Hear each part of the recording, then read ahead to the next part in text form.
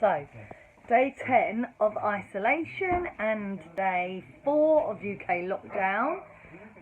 We have just been told that we've got a few extra days as Teddy's got some impetigo on his nose, Sally's got a sore, and Sally's had a bit of a cough that's been coming back, and Teddy's throat is still sore.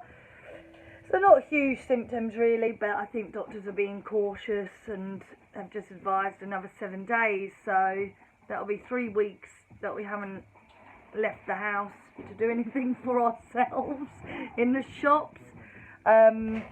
Today I brought our electric for the next 6 weeks. So £250 worth of electric is bought and on its way to us. So we should be sorted right through to my next payday. Very, very lucky that I can still work from home and have a wage. Really chuffed about that. I think the children really started to melt down on Tuesday, just had enough.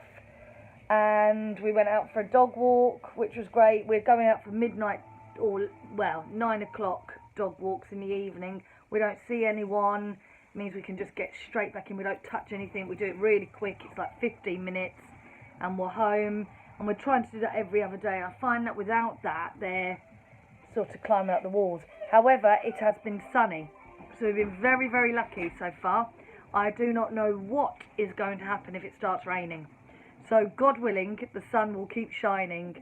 But yeah, so we've done that. We have had to ask somebody to get some extra supplies. A friend of ours is just going to get some milk. We've got enough meals to get us through, but we need milk. We need a bit more toilet roll and some squash, and that should be us fine really until we come out of isolation. I'm hoping the village is going to do a meat delivery next Friday, so I have to book, I can only book that on Sundays, hopefully if I get in on time.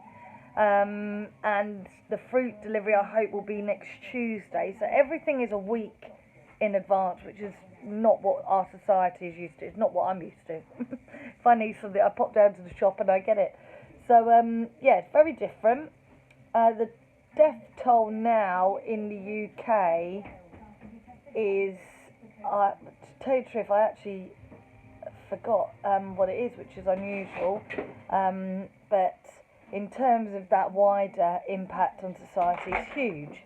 It's several hundreds now, almost 500, if not over 500.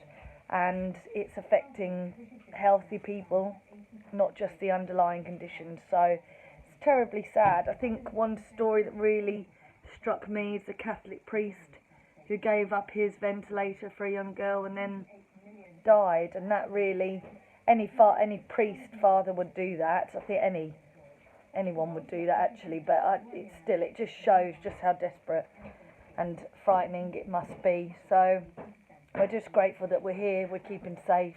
Certainly don't want to, I'm sure we haven't got it, but certainly not taking any chances on infecting anyone, and just making a time of it. The kids have got quite a lot of homework.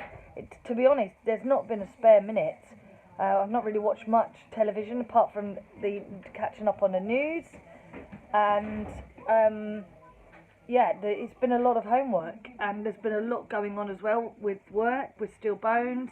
I think next week things will really start to calm down. We did our first online meet-up for the amputee families today, and that was great. I think we're going to do an online quiz with the kids and the grown-ups maybe. And we've got our platform, which hopefully will keep working, Zoom. So that all worked really well, and they just closed the prosthetic clinics this week, so that's had a real knock-on effect for our amputee families. But other than that, we're just settling down into life really, and I think during this weekend and next week, everything, the initial shock and uproar or chaos that arises from lockdown, and we've been in isolation now for 10 days, so, but hopefully that will all start to settle down some more, and the sun will keep shining, and yeah, we can just make the most, or make even more most of the time we have together. So yeah, happy isolation day 10, and just hope we can get on top of this and stop the deaths.